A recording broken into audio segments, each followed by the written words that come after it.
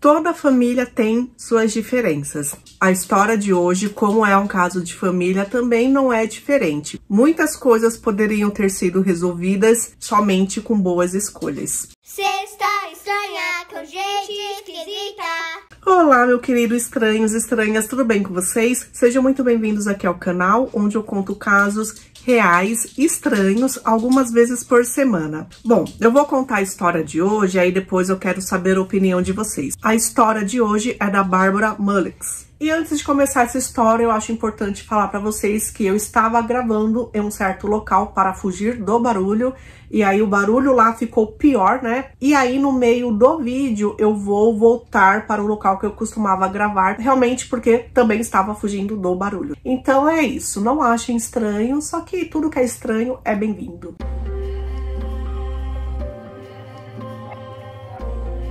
Barbara Ann Miller nasceu dia 29 de maio de 1950 na Bavária, Alemanha. Ela tinha uma personalidade muito extrovertida, ela era divertida e ela era daquelas pessoas que falavam na cara, sabe? Não gostavam de falar pelas costas, o que é maravilhoso. E assim, ela chamava mesmo para enfrentar e para debater. E foi exatamente essa personalidade dela que chamou a atenção de um homem chamado Bruce. Ela tinha sido casada 2 vezes. Quando ela era jovem, ela acabou sendo abusada. Ela acabou engravidando e acabou dando a filha dela para adoção. E ela tinha um filho de um dos casamentos dela chamado Alex.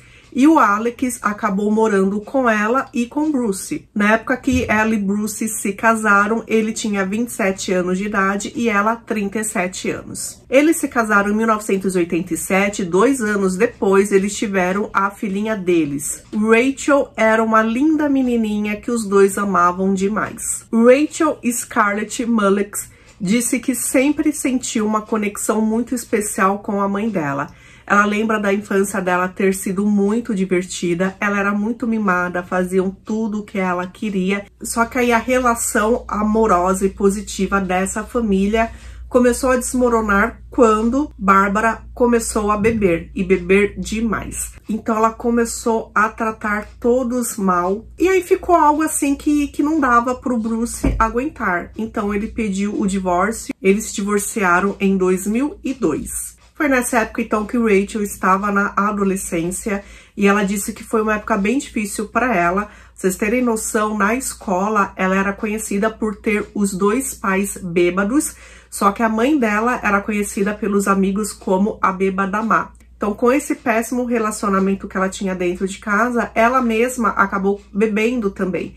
E ela começou a se cortar quando ficava muito triste. Tem uma amiga dela, da época da escola, chamada Kelsey Douglas, que ela disse que via a amiga sempre muito triste e via sempre Rachel querendo o apoio, a aprovação da mãe. E normalmente quando isso não chegava, porque Bárbara estava sempre agressiva, ela acabava ficando muito mal e chorando bastante. Então, eles moravam em Oklahoma, só que logo após o divórcio, Bruce se mudou para a Califórnia. Porém, ele amava muito a filha, ele tinha muito contato com a filha e percebeu quanto que a vida dela estava infeliz. Ele dava uma pensão alimentícia para a mãe, né, e para a filha, só que Rachel disse que a mãe falava que nunca era o suficiente, então sempre faltava coisas dentro de casa. E como elas não conseguiam se manter, né, a mãe não trabalhava e Rachel era uma pré-adolescente e adolescente, ele teve a ideia de convidar as duas para morarem com ele. Dessa forma, né, ele não teria que pagar pelo menos a pensão alimentícia e cuidaria delas ali como se fosse realmente uma família, só que não, né, tipo em quartos separados. É uma coisa meio louca, todo mundo vai falar, tipo, isso não é legal, claro que não é legal. Ele mesmo sabia que não era algo assim, né, tipo, muito inteligente de se fazer, só que ele disse que mais de uma vez Rachel ligou para ele chorando, desesperada, pedindo ajuda, né? E aí o que ele fez foi aceitá-las na casa dele. Então, Bárbara se mudou com a filha para a Califórnia e lá parecia que as coisas iam melhorar, porque ela tinha um grande sonho de se tornar uma atriz. E aí, como eles estavam morando perto de Hollywood, seria a grande chance dela.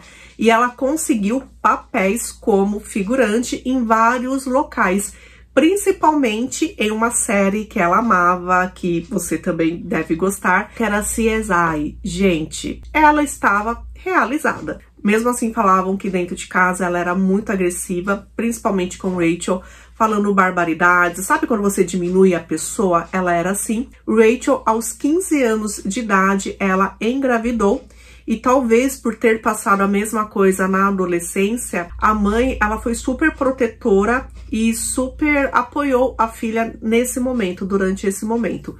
E o que ela fez também? Ela apoiou a filha a tirar o bebê. E foi isso, então, que Rachel fez. Dentro de casa, o relacionamento era ruim, além dos abusos, né, que Rachel dizia sofrer e que Bruce disse que via acontecer, os abusos verbais. Bruce e Bárbara brigavam muito em relação ainda à bebida e também a dinheiro. Chegou até o momento que Bárbara disse para a filha que, olha, seu pai tá sem dinheiro, não duvido nada que daqui a pouco ele te leve pra rua, sabe? Pra você ganhar dinheiro daquela forma errada. É uma coisa bem pesada de se falar, né? Então nós estamos em setembro de 2006. Bárbara tem 56 anos de idade e Rachel tem 17 anos. Dia 13 de setembro de 2006, era uma quarta-feira e foi encontrado no mar um corpo. Esse corpo, ele estava enrolado em lençóis, em cobertor. Era um corpo de uma mulher, não tinha identificação nenhuma. Perto do corpo também foi encontrada uma caixa de papelão boiando.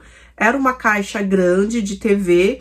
E aí imaginaram que tinha relação, né? De repente, a pessoa não muito inteligente, não sabendo que papelão é papel e em água dissolve, pode ter colocado aquele corpo dentro da caixa de papelão e a pessoa jogou ali no mar. É o que a polícia acreditava também. Só que aí, gente, olha só, não tinha reclamação de nenhuma mulher desaparecida e não sabiam quem era ela. Como o corpo estava na água já há muito tempo, não conseguiram verificar as impressões digitais dela. Porém, teve uma coisa ali que aconteceu que perceberam durante a necropsia. Essa mulher, ela tinha implantes nos seios, ou seja, ela tinha silicone. E aí, esse implante mamário, normalmente quando é, né, de boa qualidade, eles têm uma série para você rastrear. Então, os policiais conseguiram rastrear, conseguiram descobrir onde ela fez aquela cirurgia e aí descobriram que a vítima era Barbara Mullix. A causa da morte dela foi determinada como golpes de várias facas e pelo menos 3 diferentes. E olha só que absurdo, foi encontrada com uma faca de manteiga dentro do olho dela. Quem fez isso foi totalmente brutal, foi totalmente pessoal, era alguém que com certeza a conhecia. Foram mais de 50 golpes. E junto com o lençol também foi encontrado um canivete. Então,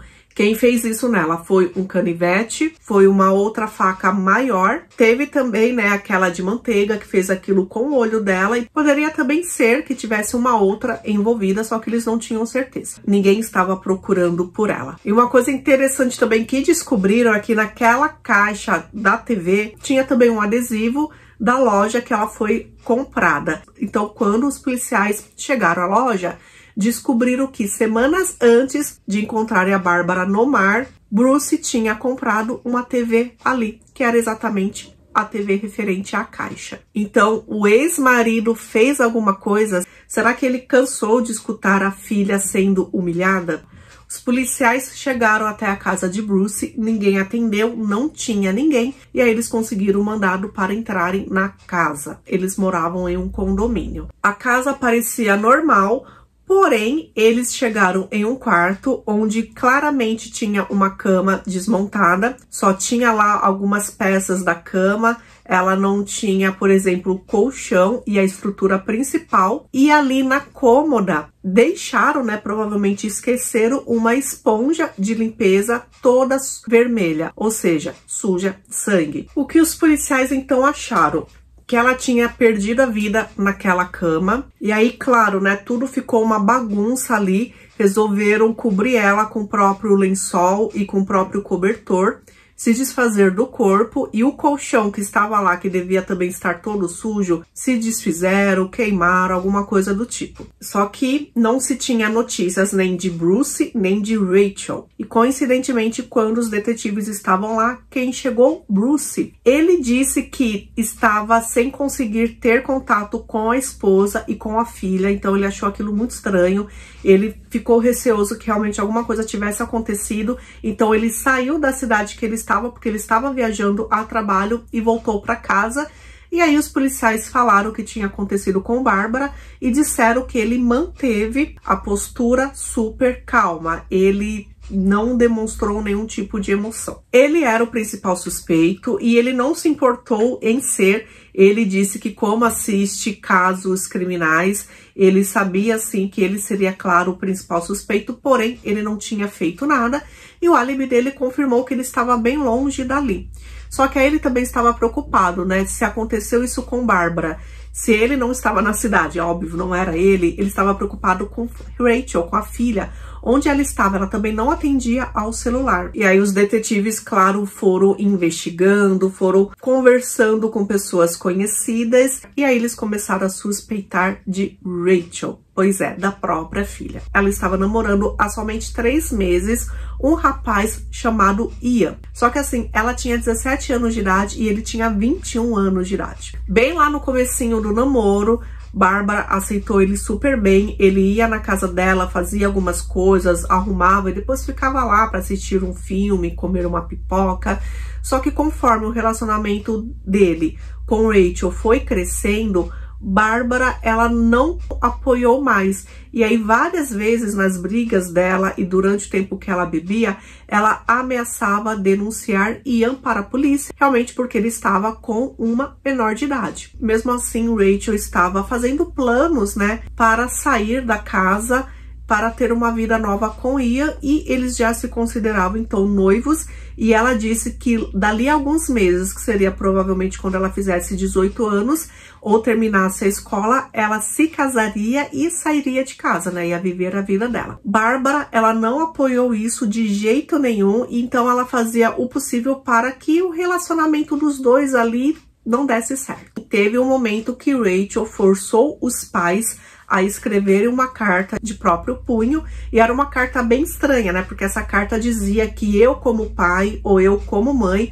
dou permissão para minha filha namorar com o Ian. Teve um dia, inclusive, que assim, ela tinha horário de recolher, né? Ela tinha um limite de horário para chegar em casa, porque é adolescente. E o horário que ela tinha máximo para chegar em casa era a 1h da manhã. Teve um dia que ela não chegou, então o que aconteceu? Bárbara foi até a casa do Ian, sabendo que Rachel estava lá, fez um escândalo assim bem, sabe, assim, aquele que dá vergonha mesmo, inclusive até quem não participa deles vê e sente vergonha. Foi isso que aconteceu e acabou levando Rachel de volta para casa. E proibindo ela de se encontrar com ele, ela estava de castigo, então não sairia mais de casa por um tempo. Gente, isso aconteceu somente 4 dias antes do corpo dela ter sido encontrado no mar. Então, olha só as coincidências. O medo de Bruce é que Ian tivesse feito aquilo com Bárbara e tivesse raptado Rachel. E aí a polícia conseguiu um mandado, foi até a casa do Ian, acabou olhando o computador dele e aí verificaram que ele estava verificando, né, como chegar até um outro local. Então, da Califórnia, ele queria ir para Tampa, Flórida. Agora, a polícia sabia exatamente a rota que o casal estava usando. Lembrando que ele tinha um carro, começaram a verificar onde poderia ter passado esse carro, descobriram que o cartão de crédito dele foi utilizado em um posto de gasolina, em uma conveniência. Olharam, então, as câmeras de segurança de lá e realmente ele estava com Rachel. O que eles fizeram? Eles sabiam que ele iria passar em uma determinada rodovia. Os detetives ficaram nessa rodovia. Quando o carro se aproximou, eles fizeram estilo uma blitz, né? Eles pararam o carro e aí os dois foram presos. Rachel disse que ficou super assustada, que ela foi jogada no chão, ela foi algemada e como isso aconteceu, sendo que ela era uma vítima. Quando ela foi interrogada, ela disse realmente isso, que ela foi uma vítima. Ela disse que acordou com o namorado dela no quarto da mãe dela, já golpeando-a. Ela, claro, tentou impedir, só que ele a empurrou. Disse que ele, então, acabou raptando-a. Que eles foram para um hotel, aqueles bem beira de estrada, que ela ficou presa e amordaçada lá. Só que quando os policiais foram verificar, né, se eles realmente estiveram naquele hotel, não tinha nada, então perceberam que ela estava mentindo. Então ela disse que foi nocauteada por ele, perdeu a consciência, acordou no hotel. Só que assim, ela não tinha nenhuma marca de que ela tinha sido machucada, né? Eu estava dormindo, era no meio da noite. Eu escutei minha mãe chamar meu nome. Eu corri para o quarto e estava em cima da minha mãe. Eu tentei puxá-lo, mas ele me empurrou e me nocauteou. Ela disse que ele estava muito bravo pelo escândalo que a mãe dela tinha feito. Então, segundo a história dela, ele fez tudo sozinho. Enquanto ela estava desacordada, ele se livrou do corpo. Ele também fez uma mala levando vários pertences, várias roupas. E aí depois ele acabou queimando o colchão, essas roupas, porque ele queria dar a entender que durante a viagem do Bruce, Bárbara tinha simplesmente fugido. Só que aí, naquela câmera de vigilância do posto de gasolina, viram ela super tranquila, amorosa, inclusive, com Ian. Então, se ele tinha feito aquela barbaridade com a Bárbara, né? Olha o trocadilho. Se ele tinha feito isso, era pra ela estar receosa, né?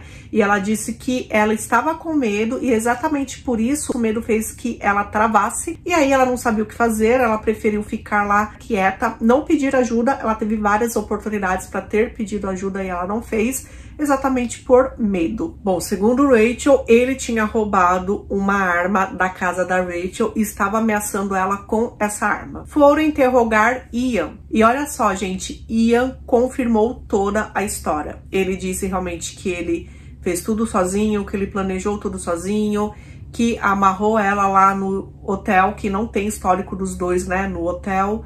Enfim, ele disse que foi tudo culpa dele. O pai de Rachel disse que confiava totalmente na filha, que ela era inocente. E a promotora do caso disse que Rachel era sim culpada, que ela era uma sociopata, que ela manipulava as pessoas, ela conseguiu manipular Ian para fazer o que ela queria e ainda, né, estava colocando toda a culpa nele. E provavelmente antes eles tinham até conversado que se algo desse errado, ele iria assumir toda essa culpa. Mesmo Ian se responsabilizando por tudo, a promotoria, o Estado, eles acabaram acusando os dois de terem feito aquilo com Bárbara. O julgamento deles aconteceu separadamente quase 2 anos depois. Então, Rachel, que fez aquilo com 17, ela tinha 19 anos durante o julgamento. No julgamento, Rachel quis falar que Ian era abusivo com ela, só que ela não percebia isso e ela acabou, né, se relacionando com ele e depois acabou continuando com ele com medo por ele ser abusivo. E como ele a considerava como uma propriedade dele e Bárbara estava fazendo mal para essa propriedade, então ele quis se vingar. Só que aí as provas, gente, que foram apresentadas no tribunal, olha só. Primeiro, sabe aquela arma que ela disse que Ian estava ameaçando ela, enfim, né, que foi roubada da casa da própria Rachel? Pois é. A única digital encontrada ali foi da própria Rachel.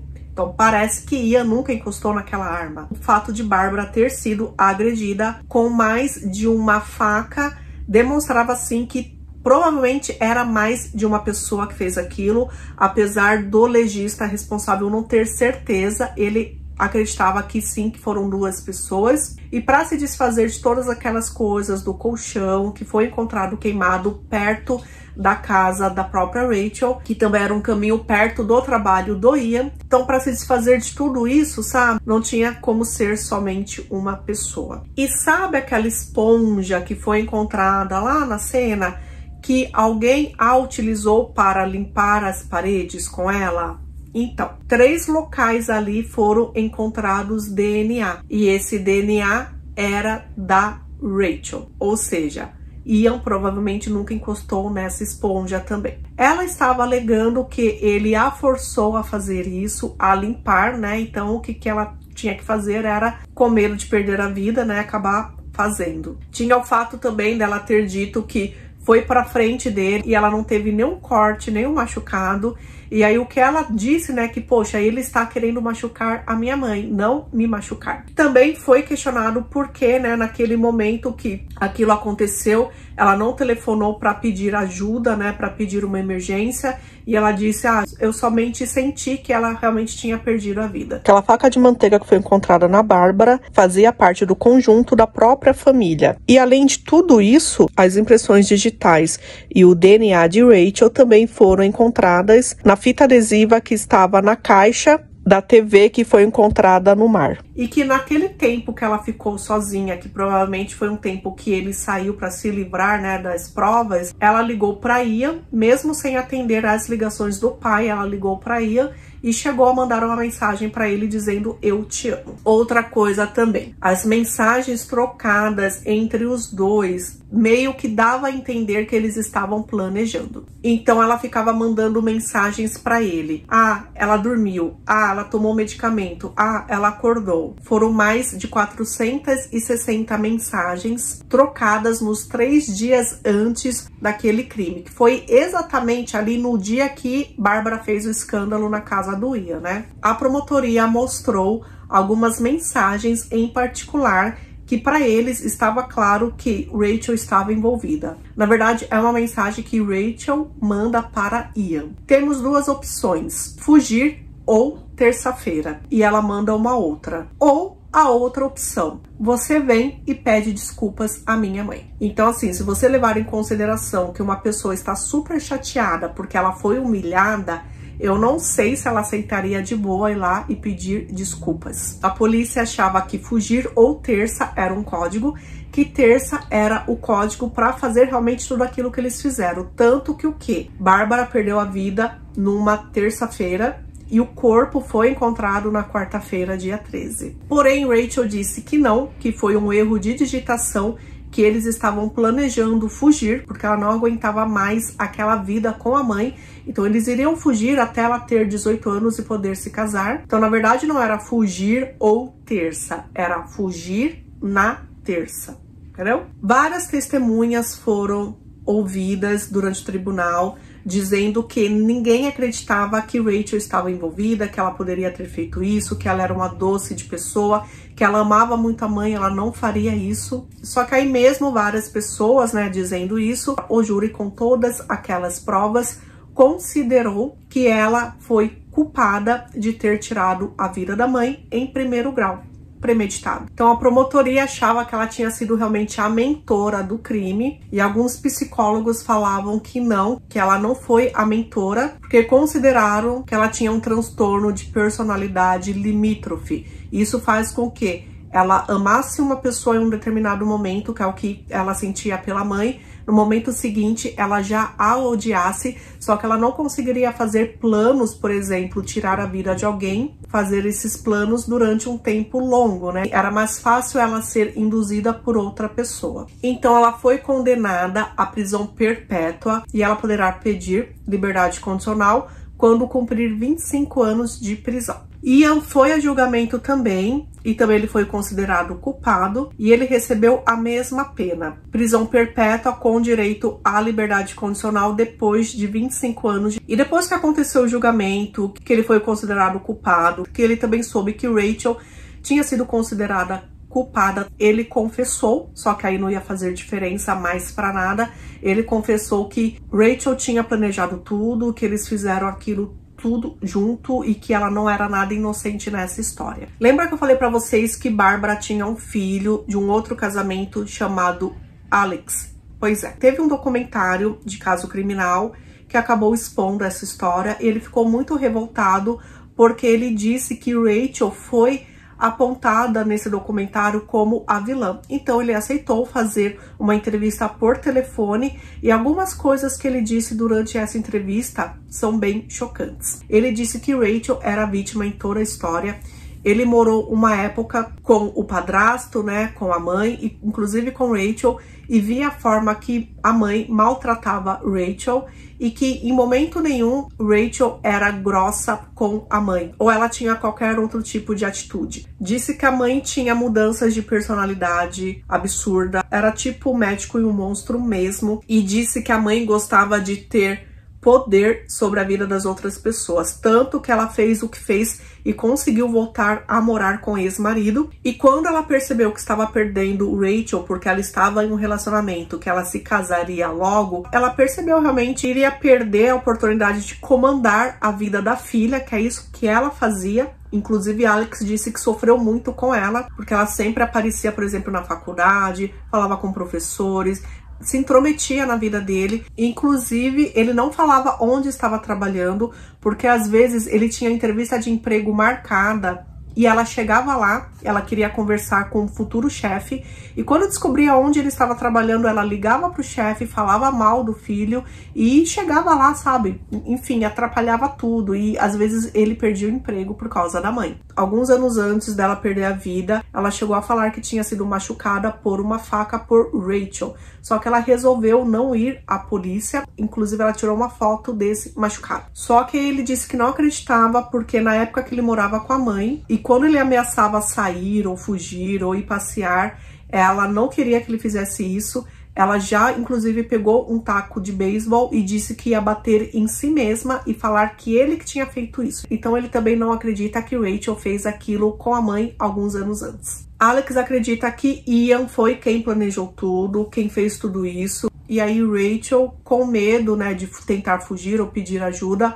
acabou sendo acusada do que ela nunca fez. Inclusive, Alex, ele, quando saiu do abuso da mãe, né, do controle que a mãe tinha, ele foi para a faculdade, ele viveu a vida dele, inclusive ele se formou em psicologia, porque isso afetou tanto ele que ele quis entender como que uma pessoa faz isso com os próprios filhos. Ele disse que queria que a irmã dele fosse solta o mais breve possível, porque ela é inocente. E segundo, né, o histórico da polícia, pelo tempo que ela cumpriu na prisão, ela poderia ser solta em 2030 e ia em 2032, né, se eles receberem a liberdade condicional. Porém, nesse local que eu li sobre essa reportagem do Alex, disse que informações confidenciais disseram que Rachel está livre, que ela saiu da prisão em novembro de 2022 e ela está morando hoje com o pai, com Bruce.